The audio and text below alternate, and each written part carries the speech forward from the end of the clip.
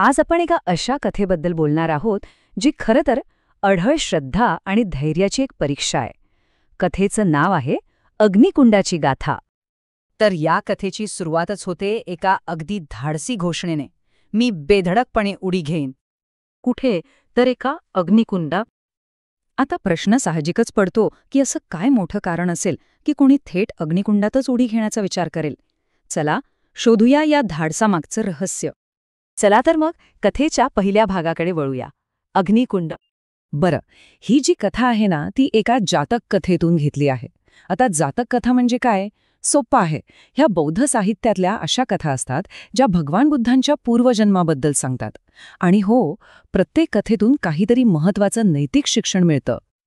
आता आपण येऊया आपल्या कथेच्या मुख्य पात्राकडे, ज्याची खऱ्या अर्थाने परीक्षा होणार आहे. हे पात्र आहे एका व्यापाऱ्याचं आणि त्याचं नाव होतं अनाथ पिंडिक. तर हा अनाथ पिंडिक खूप मोठा व्यापारी होता, खूप श्रीमंत, आणि त्याहूनही मोठा तो बुद्धांचा भक्त होता.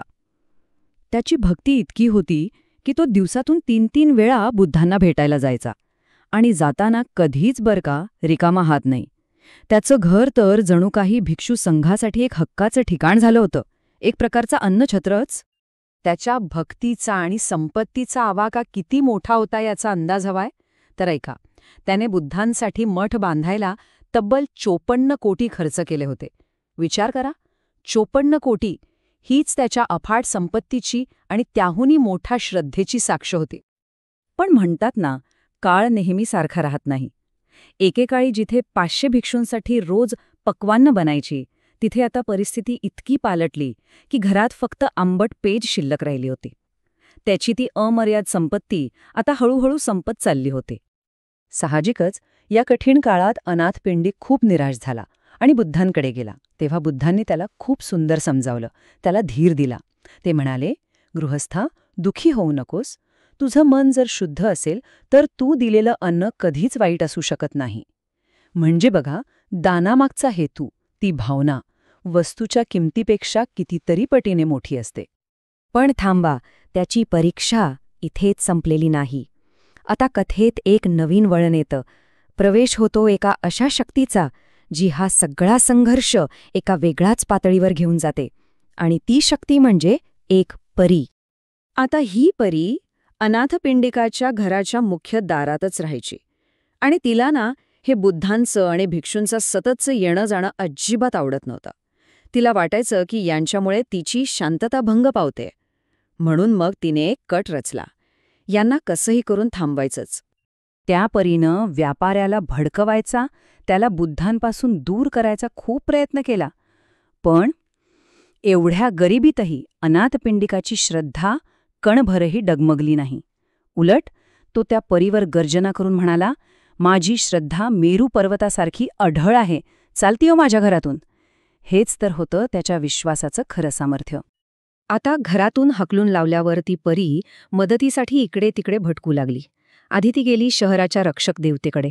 तिथे काही जमलं नाही. मग गेली जगाच्या 4 महान शासकांकडे आणि तिथून थेट देवांचा राजा जो आहे शक्र, त्याच्याकडे पोहोचली. पण तिचं कृत्य इतकं वाईट होतं की कोणीच तिला मदत करायला तयार होईना. शेवटी शक्रानेच तिला एक मार्ग दाखवला. तो म्हणाला, जर तुला खरंच प्रायश्चित्त करायचं असेल तर एकच उपाय आहे. त्या व्यापाऱ्याने धर्मावर जी काही 54 कोटींची संपत्ती खर्च केली आहे ती त्याला परत मिळवून दे. आणि अशा प्रकारे तिच्या चुकीची भरपाई ही संपत्ती परत करण्यातच होती.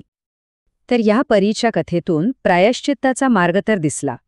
पण अनाथपिंडिकाला खरा बोध मिळावा म्हणून बुद्धांनी त्याला एका आणखी मोठ्या, आणखी कठीण परीक्षेची कथा सांगितली. आणि हीच ती कथा जिथे त्या अग्निकुंडात उडी घेण्याचा प्रसंग येतो. आता ही जी मूळ जातक कथा आहे त्यात 3 मुख्य पात्र आहेत हे लक्षात घ्या. पहिले आहेत बोधिसत्व, म्हणजे स्वतः भगवान बुद्ध त्यांच्या पूर्वजन्मात. दुसरे आहेत प्रत्येक बुद्ध, म्हणजे असे ज्ञानी जे इतरांना शिकवत नाहीत. आणि तिसरा आहे मार, जो मोह, अडथळे आणि वाईट शक्तींचा प्रतीक मानला जातो. ह्या कथेत काय होतं तर बोधिसत्व एका प्रत्येक बुद्धाला अन्नदान करत असतात.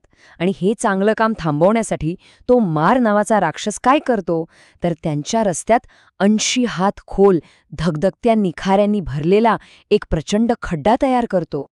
त्या अग्निकुंडाच्या अगदी काठावर उभं राहून बोधिसत्व जराही न घाबरता त्या माराला आव्हान देतात. ते म्हणतात, मी तुला माझं दान तर थांबवू देणार नाहीच, पण त्या प्रत्येक बुद्धाच्या जीवालाही धक्का लावू देणार नाही. आणि मग तो क्षण येतो. कोणताही दुसरा विचार न करता आपल्या श्रद्धेवर पूर्ण विश्वास ठेवून ते थेट त्या धगधगत्या अग्नीच्या दिशेने आपलं पाऊल टाकतात. आणि त्याच क्षणी एक चमत्कार घडतो. त्या जळत्या निखाऱ्यांमधनं एक सुंदर, मोठं कमळ वर येतं आणि बोधिसत्वाच्या पावलांना अलगद झेलतं. बघा, धोक्याचं रूपांतर झालं सौंदर्यात. कशामुळे? तर केवळ त्या अढळ श्रद्धेच्या बळावर. आता बुद्ध या दोन्ही कथांना एकत्र जोडतात. म्हणजे अनाथपिंडिकाची परीक्षा आणि बोधिसत्वाचं ते धाडस, या दोन्हीमधून ते आपल्याला चांगुलपणाचं फळ नक्की कसं मिळतं हे समजावून सांगतात. बुद्ध अनाथपिंडिकाला सांगतात की अरे, त्या जातक कथेतला जो व्यापारी होता ना, तो दुसरा तिसरा कोणी नसून मीच होतो माझ्या पूर्वजन्मात. याचा अर्थ काय? तर अनाथपिंडिकांनी जी श्रद्धा दाखवली ती त्याच महान परंपरेचा, त्याच वारशाचा एक भाग होती. आणि मग ते कर्माचा सिद्धांत उलगडून सांगतात. पहिला श्लोक खूप महत्वाचा आहे. तो म्हणतो की पाप करणाऱ्याला त्याचं वाईट कृत्य तोपर्यंत चांगलंच वाटत राहतं जोपर्यंत त्याचे परिणाम भोगावे लागत नाहीत. पण जेव्हा ते पाप फळाला येतं तेव्हा त्याला कळतं की अरे रे, हे तर मी पाप केलं. आणि याचा अगदी उलट दुसरा श्लोक सांगतो की चांगल्या माणसाला आपल्या चांगल्या कामाची महती तोपर्यंत कळत नाही जोपर्यंत त्याचे चांगले परिणाम दिसायला लागत नाहीत. पण जेव्हा ते पुण्य फळाला येतं तेव्हा त्याला खात्री पटते की हो, मी जे केलं ते खरंच चांगलं होतं. तर मग या सगळ्या कथेतून सार काय निघतं?